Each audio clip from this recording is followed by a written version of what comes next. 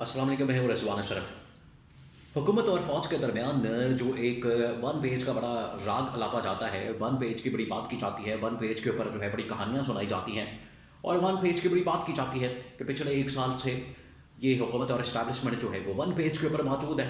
लेकिन वो वाला जो वन पेज है अब फट गया है, उस वन पेज को अब फाड़ दिया गया है, वो वन पेज अब ख़त्म हो गया है। ये अब खाली किताब रह गई है, उस किताब के अंदर भी कुछ नहीं लिखा हुआ, खाली किताब है।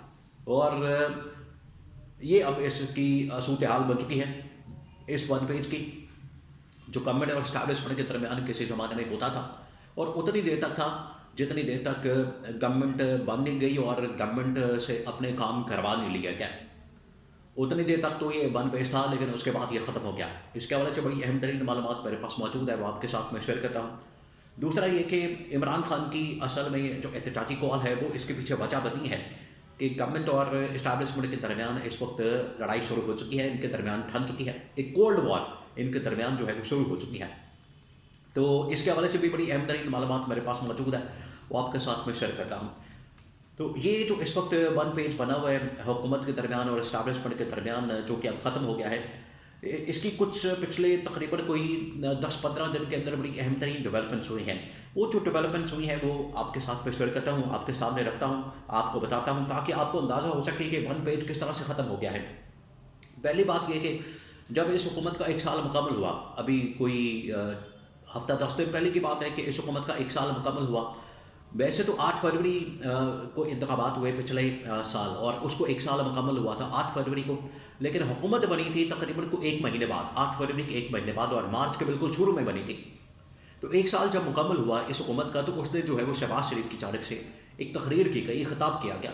उसके अंदर शहबाज शरीफ ने कहा कि एक साल हो गया है हमारी हुकूमत को और एक साल के दौरान जो है वो एक भी स्कैंडल सामने नहीं आया और अपोजिशन एक भी स्कैंडल जो है वो सामने नहीं ला सकी। ये करने की बात थी, ये बात करने की देर थी कि ठीक 24 घंटे के अंदर अंदर 24 घंटे के अंदर अंदर फैसल वाडा की जानिब से, जो कि इस्टेब्लिशमेंट के नुमाइंदे तस्वर किए जाते हैं, उनको इस्टेब्लिशमेंट का नुमाइंदा कहा जाता है, वो इस्टेब्लिशमेंट के नुमाइंदे माने जाते हैं और इस्टेब्लिशमेंट की मरहून मिन्नत वो इस वक्त सेनेटर हैं इस्टेब्लिशमेंट की वजह से, वरना उसको तो नून लीग और पीपल्स पार्टी ने ये वोट दिए हुए, तो इनके खिलाफ वो किस तरह से बात कर सकते हैं। लेकिन वो इनके ऊपर बरसते भी हैं और इनके ऊपर गरजते भी हैं और इनके अब स्कैंडल्स भी मंजर आम पर ला रहे हैं। तो उनके ज़रिए से इस्टेब्लिशमेंट ने फैसल वाडा के ज़रिए से इस हुकूमत का तकरीबन कोई 60 अरब का स्कैंडल जो है वो सामने लेकर आए, 60 अरब का स्कैंडल जो है वो सामने रखा और उसके अंदर इनिशियल जो अभी पैसे बताए गए वो तकरीबन को 60 अरब, लेकिन टोटल अगर उसके मालियात के हवाले से बात की जाए तो वो तकरीबन कोई 1000 से 1200 अरब रुपए का स्कैंडल बनता है।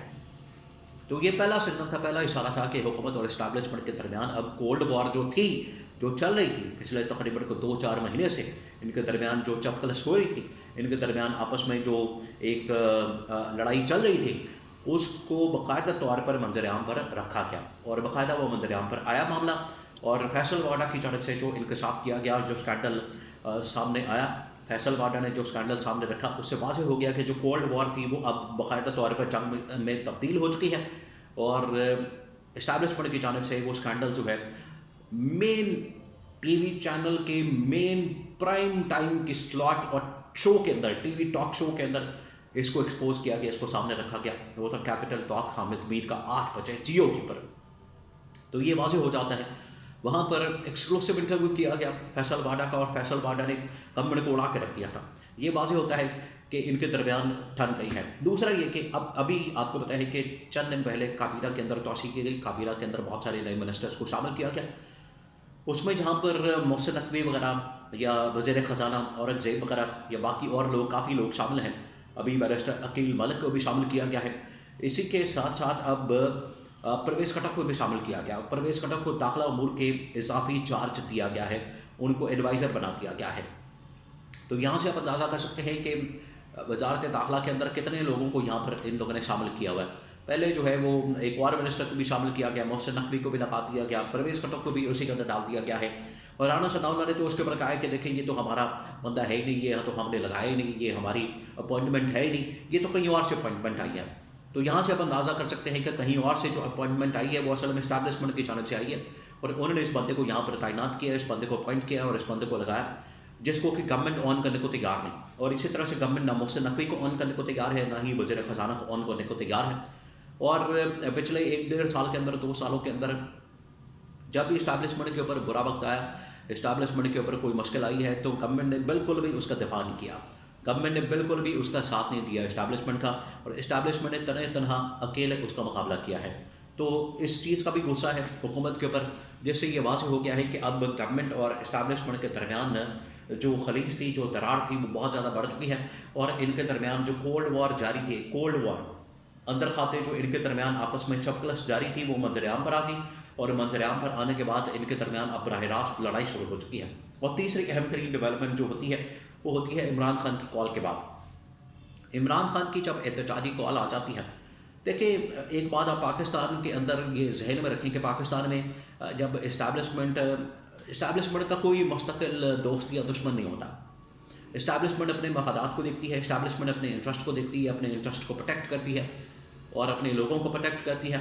उनको इस चीज़ से फिक्र नहीं होती कि शरीफ ख़ानदान की गवर्नमेंट है या सरकारी ख़ानदान की गवर्नमेंट है। जो उनके साथ चलता है, जो उनके साथ मिलकर बैठ कर खाता पीता है और मौज मस्तियाँ करता है, वो उसके साथ तो चलने को तैयार हो जाते हैं और अपना इंटरेस्ट देखते हैं। उसमें अगर इंटरेस्ट होता है उनका तो ठीक है, वो अपने साथ मिला लेते हैं, लेकिन अगर इंटरेस्ट नहीं होता, 2 मिनट नहीं लगते, वो बंदे को फारिग कर देते हैं। तो यही इस गवर्नमेंट के साथ होना है।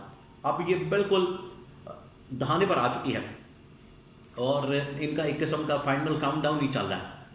तो इनको अंदाज़ा होना चाहिए कि ये जो इनके दरमियान एक 1 पेज की बड़ी बातें की जाती थी, वो 1 पेज ख़त्म हो चुका है और उसके बाद से जो इशारे हैं वो मिल चुके हैं और उनमें से 2-3 इशारे मैंने आपके साथ शेयर किए। तीसरी जो डेवलपमेंट होती है वो होती है इमरान खान की। और इमरान खान की जानिब से जब एहतजाजी कॉल आती है तो उसके बाद गवर्नमेंट को कहा जाता है कि गवर्नमेंट ने इस मामले को डील करना है, गवर्नमेंट ने इसको हैंडल करना है और गवर्नमेंट ने ही इसको कंट्रोल करना है, ये कहा जाता है। लेकिन बजाय इसके कि गवर्नमेंट इसको कंट्रोल करे, मैनेज करे, ये सारा का सारा मामला इस्टेब्लिशमेंट के ऊपर डालने की कोशिश करते हैं। तो इस्टेब्लिशमेंट ने उसके ऊपर भी अपना दामन झाड़ दिया। उन्होंने कहा कि बिल्कुल हमने काम नहीं करना है और हमने 26 नवंबर का वाक़या भी हो गया, हमारे खाते पड़ गया। शहबाज शरीफ ने बराह रास्त इस्टेब्लिशमेंट के इंटेलिजेंस एजेंसीज के खाते में डाल दिया। तो इस बार जो है इस्टेब्लिशमेंट ने कहा है कि बिल्कुल हम इस काम में नहीं पड़ेंगे। आपने अगर इसको पॉलिटिकली डील करना है तो करें, आपने इस मामले को हैंडल करना है करें, हमारे ऊपर आपने बिल्कुल ये मामला नहीं डालना, हमारे सर पर आपने बिल्कुल ये चीज़ नहीं डालनी। तो यहाँ पर भी वाज़ेह हो गया है कि गवर्नमेंट और इस्टेब्लिशमेंट के दरमियान जो एक 1 पेज वाली सिचुएशन है मुकम्मल ख़त्म हो चुकी है और अब ये अलग-अलग पेजेस के ऊपर है। उसका अपना पेज है, उसका अपना पेज है, उसका अपना इंटरेस्ट है, उसका अपना इंटरेस्ट है। और जिस दिन इस्टेब्लिशमेंट का इंटरेस्ट ख़त्म हुआ, मुकम्मल हुआ, इस्टेब्लिशमेंट ने अपने काम जो करवाने थे वो करवा लिए, तो उस दिन गवर्नमेंट का खात्मा कर दिया जाएगा।